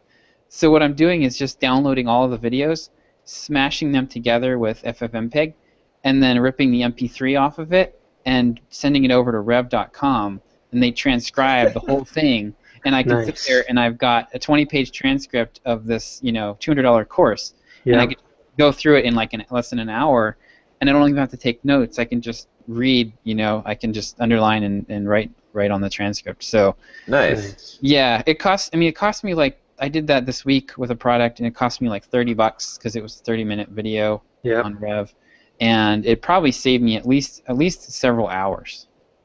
Yeah. So it's totally worth it, and I've got it to refer to. So Right. And hey, you can give it as a bonus to your client now. yeah, exactly. Yeah, I'll be You can sharing do a it. lot of this stuff. Here's the So transcript of your video, yeah, so and or you can that's a sell it good for point. $100. Yeah, that's a good point. I mean, Yeah, I think what I'm going to start doing with some of these is like, I need to get my act together in terms of like my overall business process. Like I have right now, it's totally fly by the seat of my pants because I haven't had time to work on it. But I need to get to the point where I'm like, okay, client, I'm not starting on your project until you give me X, Y, and Z. And one of those things should be like at least all of the videos in your product. Oh So yeah. I don't have to sit there and download them. I mean, ideally, I think it might be fair to make them pay for the transcript that I need, as like a part of my research. So, because some of these is going to be several $100s. Easier. Yeah, but see, if people are going to pay you a lot of money, you want to make it easier for them to work with you. Yeah, that's true. I would much rather just pay you $100 to have you go do it. Yeah. Yeah, so I would suggest what you do is I don't suggest that you do this stuff, right? Mm-hmm. But again, I think your mindset of hiring someone else to do it, so you have someone from the Philippines or a VA that is essentially doing that for you. So you make it as easy as possible for the client. You don't require anything for them. You're just like, I just need this basic stuff, right? Here we go. I'm full service. But then you've got someone who you've got these requirements, like don't even give me stuff until you've downloaded all the videos, you've got the transcripts, right? And then so then they're kind of prepping it for you. So then that, again, you're not wasting your time with stuff, but at the same time you're actually providing a bonus service for the client because you're making it so easy to work with you. That's absolutely the way to do it. Sweet. Yeah, I need to get I was thinking, John, about your idea of having a transcriptionist VA too. And I might need to do that at some point, because I have like, it's kind of borderline. Like I have probably at least 3 or 4 things. Well, probably 2 to 4 things per week that I need to have transcribed. Yeah. And it'll be more. It's going to be more, not less, because like I'm just now getting to where I'm starting to do enough interviews. Like interviews are super important, and they're hard. They're time consuming and they're hard to line up. So that's a process part of the process that I tended to skip. Yeah. But like yesterday, so I had a great interview yesterday with a guy. So I'm writing these emails for this client, and he wants me to do the there's so Autoresponder Madness is this really popular email marketing program, and the idea is that you make these. Every email connects to every other email, so he calls it a soap opera sequence. Oh yeah. And you drop pointers in your emails to open a loop to get people thinking about the next email. And so you'll say, like, you could say something like, oh, I've got, or you could start a story and not finish it in that email, and then wait 2 or 3 emails and then finish it. So the idea is to build the anticipation and get actually people opening your emails because they have that incompletion in their head. So my client wants me to do this with this 3 email sequence. And so I actually wrote the emails out, basically outlined them, and I was like, insert story here. And so my idea was like, I was going to start it with a story. The first email would start with a story, and the last email would conclude the story, and the middle one would mention it. Nice. So it would tie all 3 of them together. And I was like, well, because I knew exactly what I wanted the emails to say in terms of content. And I was like, gosh, I really hope that I can find a story that fits this, because I like outlined the whole thing. And so the idea was that it's in running your cadence, like the number of steps that you take in a minute. is like I'm calling it the canary in a coal mine for your form. So if your cadence is slow, that means your form is bad, and you're gonna injure yourself, basically. Kind of the concept. And if you fix your form, your cadence improves automatically, and then your running speed goes up. It's like almost like magic. So I jumped on their Facebook group, and I was like, has anybody actually done this cadence stuff, and did it help them? And I got a guy, and he's perfect, and he's like 47 years old. He's a marathon runner. He wants to run a marathon.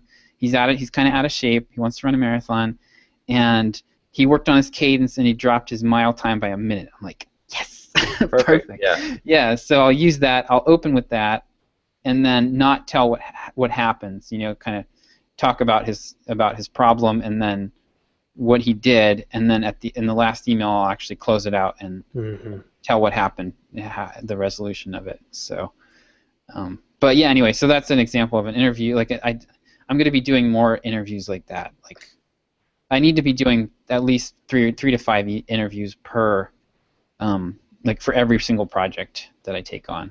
Yeah. So it would be nice to have a VA that I just had on call to do that. Rev is really fast though. That's the thing. Like they turn stuff around. They had this done for me in like 15 hours, 30-minute transcript.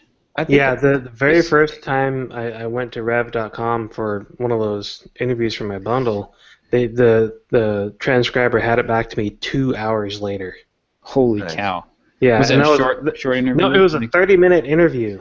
Wow. And I was incredulous. I didn't believe it, so I downloaded the file and I skimmed the whole thing quickly, and it was perfect. It was there. There wasn't anything wrong with it. I mean, that was clearly the exception. Most of them take overnight, 12 hours, 15 hours, or whatever. But that first one came back like 2 hours later. It was like, okay, that was impressive.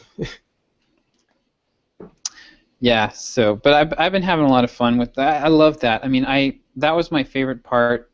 I really wanted to be a feature, like a magazine journalist, and I just love doing interviews and talking to people about random stuff that they're into. And you should do a podcast. Yeah. I will at some point. Right now, though, I'm really thinking that my marketing needs to focus on. I've been thinking a lot about this lately, and I really think I need to focus on the networking.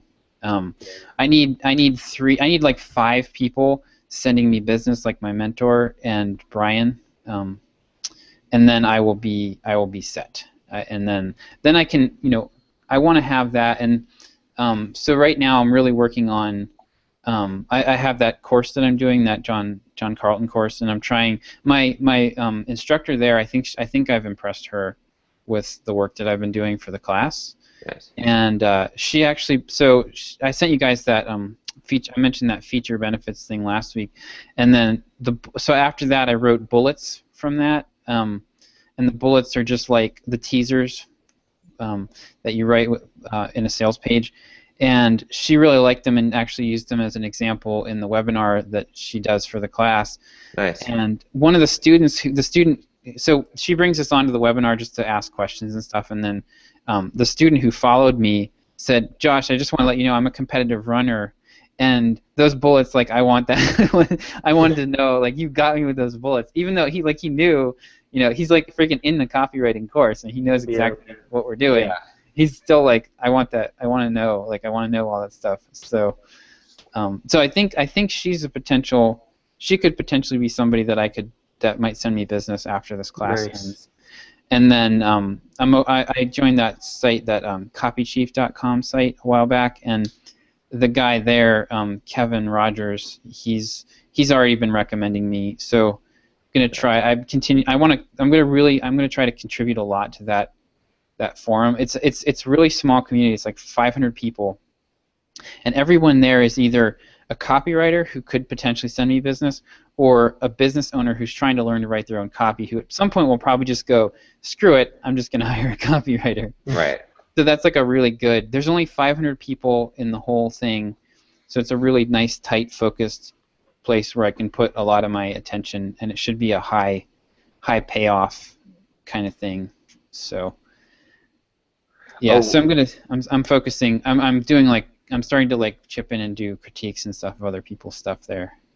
One thing you should do too, like because you're getting these referrals, right, and you want to keep the Hmm. referrals coming from these people, is when you finish up with a client that went well, you should email that client and ask them if they would mind telling the person who referred you Mm, how good of a job that you did and that's how happy they are. that's Because great. because Yeah. the thing is, like, you don't want to get like you got to keep in their mind, right? And you don't want Hmm. them to be sending you referrals because one time and then never sending Right. you referrals again. So if you Yep. keep on doing that, then if they're constantly getting feedback from everyone that they refer to you that That you is. did such a good job, then I have this big mind map that I'm putting together of like my whole business process. I'm going to try to like have it systematized, and I'm going to add a step for that. That is really, really good. I was planning to follow up with clients after I finish a job for them and ask them for referrals.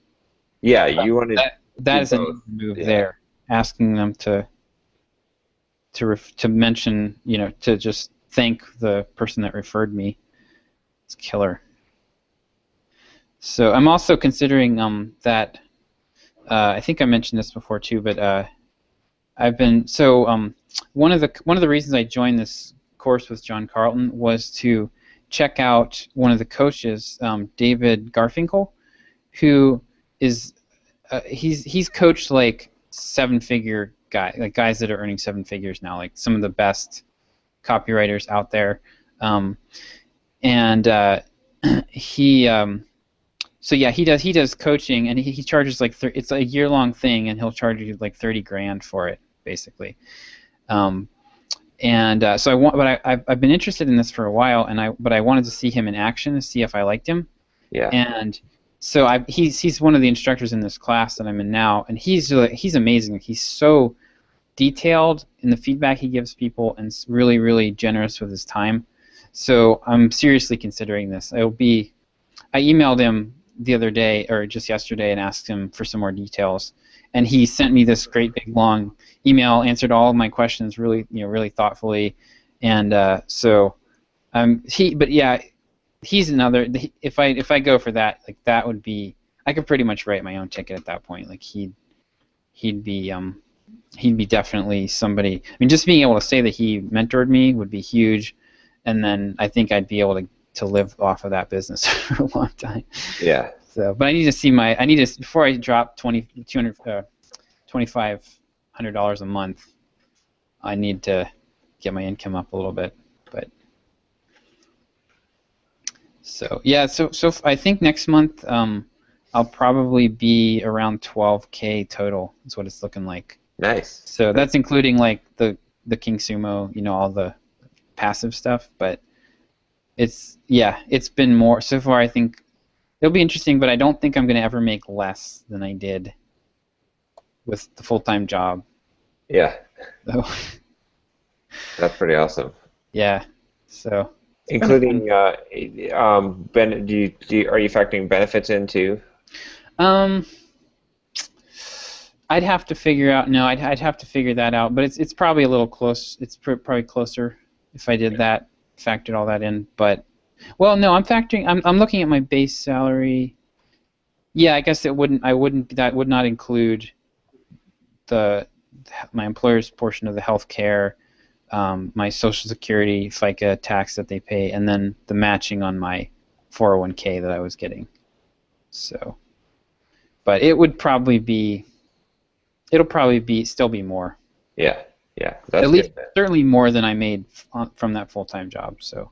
Yeah, and now you have freedom as well, and your business will be growing. Yep. Whereas full-time job, maybe you'll get a 3% Yeah. raise, maybe. Yeah.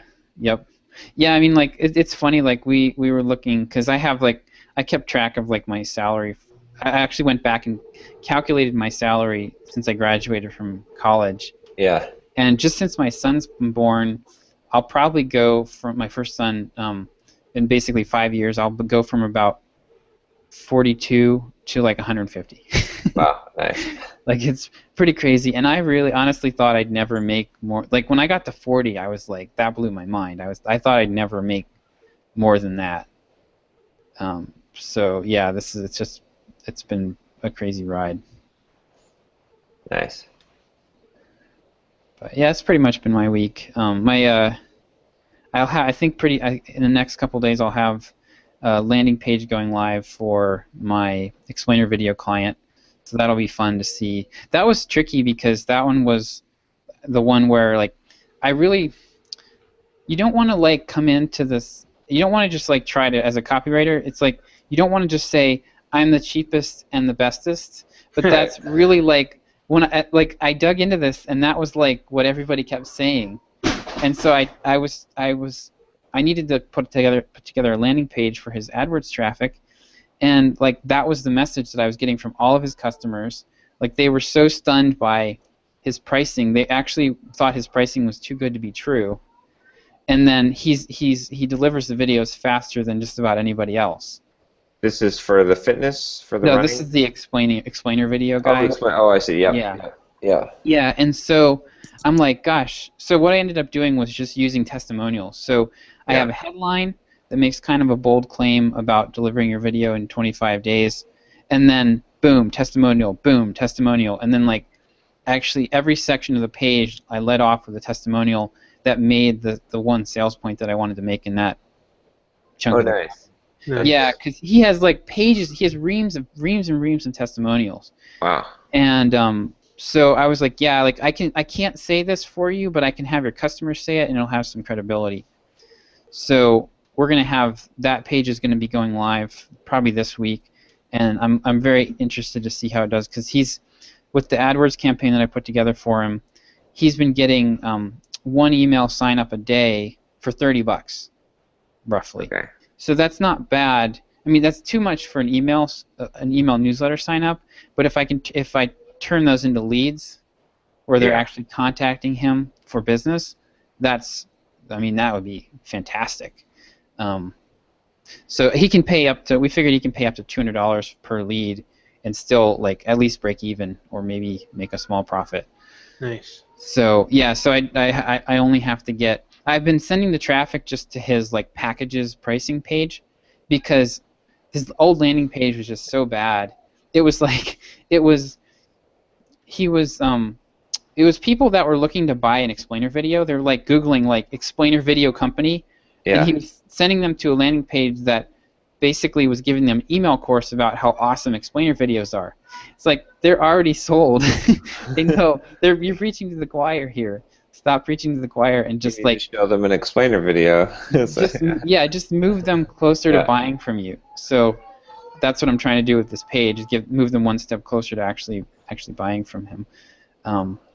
But yeah, just so we were sending him to this packages page, and it was the worst landing page ever. It just had like the pricing, and then it had this little up in the sidebar. It had an email sign up form, and it's converting at 5%. Like, wow.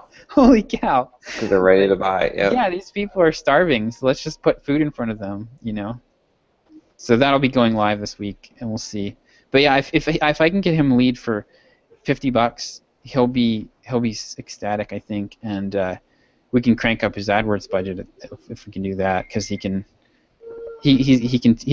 wants to hire more people, kind of expand horizontally. Yeah. Scale out horizontally. So I've actually I had an interesting. I hope he doesn't get too upset, but he has the mentality. Like, I recognize a lot of the same mentality in him that I had a few years ago, where he's like limiting himself, and but doesn't really think. He doesn't really think that he can charge more than he's charging. Yeah. And I think if he bumped his prices by $100 or $200, no one would notice. Yeah. At all. Like we were having this conversation because he's been. Oh, actually, this would be good feedback from you guys. He's been pricing his videos, so it's like say $1,500 to get a 60-second video done, and he has it priced so that you pay $500 up front, $500 at like milestone 2, and then $500 when it's done. Okay. And sometimes people just run off with the video and don't pay him the last bit. So I was like, dude, why don't you just charge the whole amount up front? Yeah. There's no need for escrow. Right. I would do exactly that. Okay. Charge the full price up front. Okay. That's Yeah, because and they're paying with PayPal or their credit cards, yeah. or I mean, That's if you well, scam, like you're out of business if you scam like one right. person. I Yeah. told him like So I was telling him like actually for if you've got like a corporate marketing director, his clients are about half and half between startup founders and corporate marketing directors. And I'm like, Mhm. well, for the corporate people, 3 payments of $500 is probably a pain in the butt. Yeah, seriously. And that they'd For probably the corporate prefer. people, you might need to do a 30-day invoice. Like, okay, I'll Mhm. send you an invoice and it'll get paid 30 Right. days later, and we'll Yeah. start the project because you've already approved the invoice. Hmm. But you make them pay up front. Yeah. yeah, And By all I was telling him means. that it might actually help you because you kind of it would get you it gets you out of the I'm hiring a freelancer or a team of freelancers to do this Yeah, work and more like I'm buying this video. right. It's more of a product at that point. And I said like when you think okay I'm hiring this team of freelancers to do this project for me, well that puts in your head like well freelancers are unreliable, right? So yeah, it Mm-hmm. gets you thinking like okay is this project going to go haywire on me Mm-hmm. versus like I'm buying yeah, this video. yeah, exactly. And Yeah, so when I explained it to him that way, he was like, "Oh, that's actually that's actually a really good point." And so I emailed him today, and I was like, "Look, like I told him a little bit about my story about how, how I recently had to negotiate with a client, and I was like, I was going to ask him for $3,500, and I ended up asking him for $5,000, and he didn't even bat an eye. And I think this guy, my client, is in the same place where if he bumped his prices by $200, I don't think anybody would notice. yeah, And it would be like an instant $80,000 a year in pure profit for him, Mm-hmm. which would be like, I mean, he could hire probably like 5 or 10 employees with that in Indonesia where he's located. Right. So Oh, he's got like he's a really nice guy. He's a hard worker, and he's got kind of that like the mindset of I have to do X work to get X dollars. yeah, And he also doesn't realize that well I think honestly he probably feels guilty too about charging what to him is huge amounts of money. Like to us $1,500 is not that much. Over there that might be like somebody's salary for a whole year. I'm not really sure what their pay scale is over there, or certainly for months and months.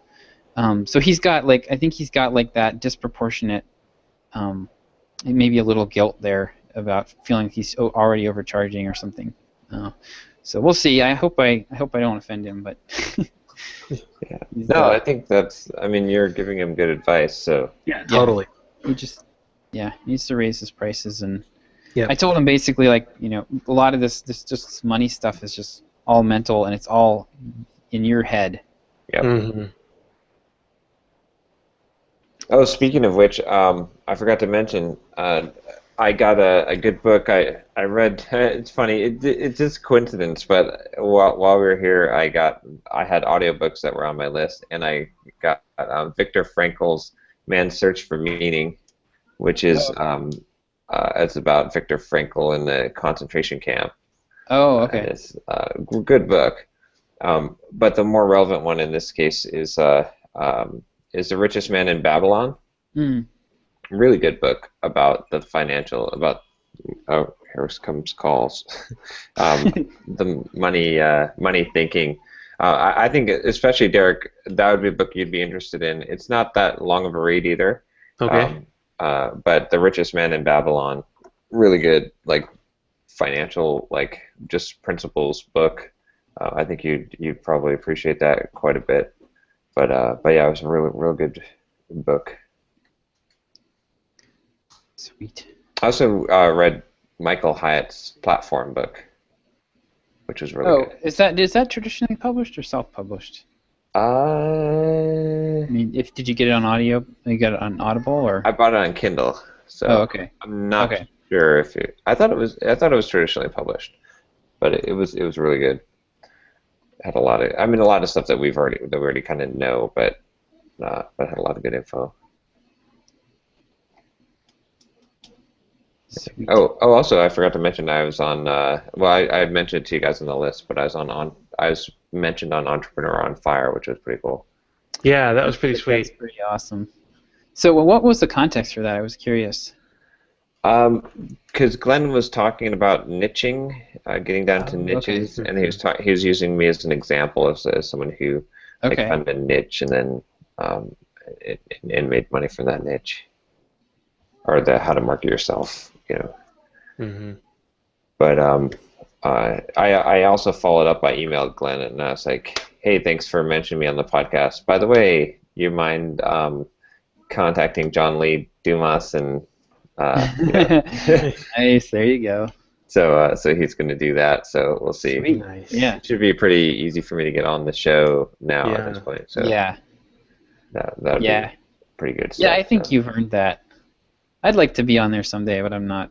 I feel like I haven't earned that yet. But yeah, it'd be fun. That'd be good. I think it'd be a good step, like progress wise. I was listening actually in Michael Hyatt's book. This is something interesting. He has said that when he released his first book, that in the course of like the next I think it was 8 months, he did over 1,200 interviews. Holy cow. Yeah, that's pretty crazy, right? Yeah. Man. I can't even imagine that. That's got to be like multiple per day. Yeah. Yeah, even if it was over a year, that'd be 4 a day. Wow. Now he probably had like a book publicist, like hired a pretty high level media publicist. Right. So that's probably a lot of it's That probably explains local why we radio all know who stations. he is, though. Yeah. Yep. Yeah, I've kind of been thinking about that too. Like the whole, I'm kind of thinking about once I get my initial client funnel of having like, over 5 or so good copywriters sending me business, I kind of want to do like the carpet bomb approach where I just go to basically every single marketing podcast. Yeah. And get on every single one of them. And I've been kind of doing that slowly. Like I've probably at this point probably been on like maybe at least 10 to 15 different smaller podcasts. So, and I add every single one that I'm on. I add to my about page on my site. So Yeah, I've been doing that too lately. There's a couple that I need to get put on my page, and then I'm recording with a new one this afternoon with a guy named Kevin Lamping. He's started up a Programmer Parents podcast, Oh, which would be cool. interesting. Oh, Talk about being nice. a parent and being a developer. And then I'm going to be on Polymorphic podcast next week, or recording with him next week on the 1st. Oh, cool. Which would be pretty awesome. I'm going to talk about RabbitMQ and queuing, and I need to get a few more podcasts lined up for talking about RabbitMQ stuff. Yeah. Have you guys been adding those to your Edgar library as well? I haven't yet. Like I need to get podcasts that that done. we've been on. Yeah. I have like a self-promotion category that's like goes only like a couple times, maybe once or twice a week. That's And a good anytime- idea.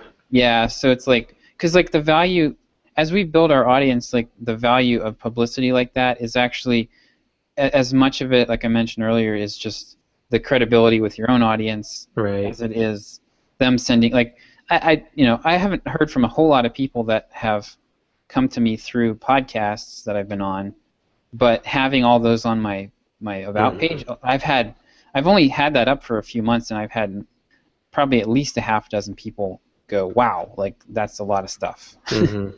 Yeah. Yeah, that definitely does help. I know like one of the biggest ones that's helped me the most is the Ruby Rogues episode I did. Like constantly people are like, "Oh, I heard you on Ruby Rogues, that one How to Market Yourself episode, and I bought your course or I bought your book," or so. Right.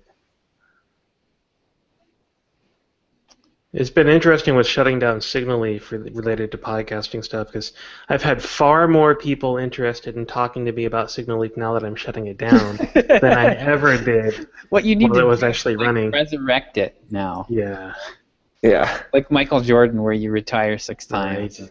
And go play baseball for a while and then come Yeah. back, and Yep. go play golf and then come back. Yeah. All right. So All right. should we do thoughts for the day? Yep. I didn't have anything prepared this week.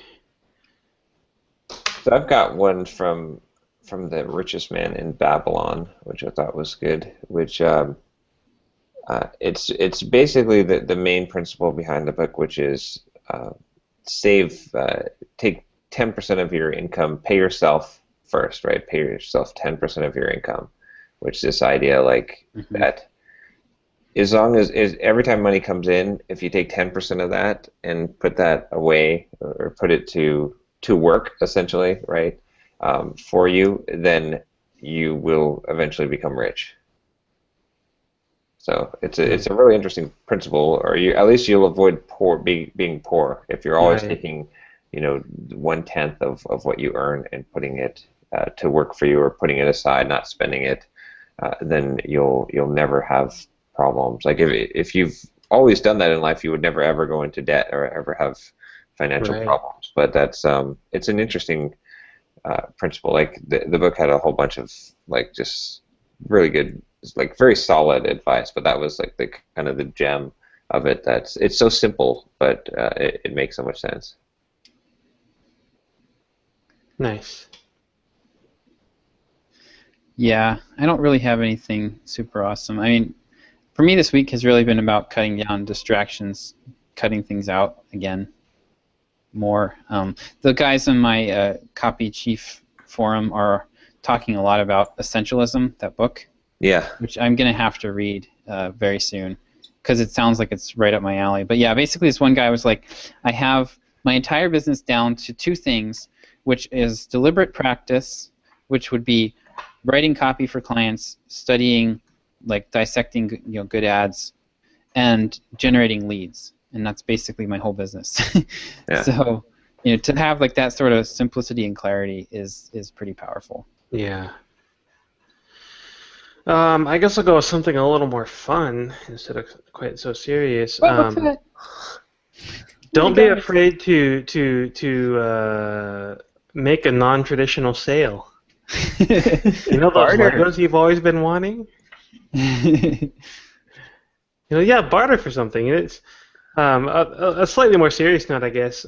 If you're listening to our podcast here, you really have no excuse to not produce a digital product and put it out there on the internet for other people to get. Whether you make it free or sell it, there is no reason for you not to do that. You have some experience, some knowledge, something that needs to be shared with the world. And doing it in a blog is great. You can get some notoriety with that, but blogs have a tendency to be your 15 minutes and then go away. When you put something into a PDF form, there's something permanent about a PDF that makes it more attractive to people. And when you start giving it away and start having that available as this constant little sidebar on your blog, it creates this more permanent air of authority for whatever it is that you've written. Yeah. It can really drive a lot of value to you. So I think if you're listening to this podcast, create something that you can put out there on the internet for other people to get, whether you sell it or give it away. Get it done. Get something done soon because it will drive a lot of value to you. Yep, I agree. And there's plenty of room. Everyone's like, well, what if everyone did that? Well, it doesn't even matter. Yeah, No, not the everyone thing is, will. not everyone will. Not even No. the 1% will. 1% of 1% of 1% will. Yeah, exactly. That's what makes it makes the people that do this stuff stand out. I've said 1,000 times I have never once done anything original in my life. I have simply taken work that other people have done and repackaged it through my perspective, and here I am, making. I've made $80,000 this year so far in 6 months. I remember when I made $38,000 my first year out of college, and having in 6 months more than doubled that this year. I mean, and I've never once done anything original or completely new. I've only repackaged and restated things that everybody else has already said. Yep. Content curation. Exactly. All All right. right, so there's my rambling thoughts for the week. One last thing before we cut off the video. Josh, have you sent that email yet? What are you talking about? I don't know. No, I have not. I am going to. I was thinking about it this morning, actually, what I want to say. So We're building anticipation. We are. It's like, man, I It's really an want to open buy loop. those tickets. it's an open loop. All right, guys. All right. Bad time. Oh, for some reason, if I'm not on, then one of you will have to start up the podcast. Okay, I finally found the invite to manage the Entreprogrammers channel. I had to There we go go. to the Google Plus account to get the invite to manage the YouTube account. I see. That makes sense. Yeah. All right. Okay, so yeah, if you don't see me by 10 minutes after, then Okay. fire it up. All right. All right. All right. See ya. Yeah.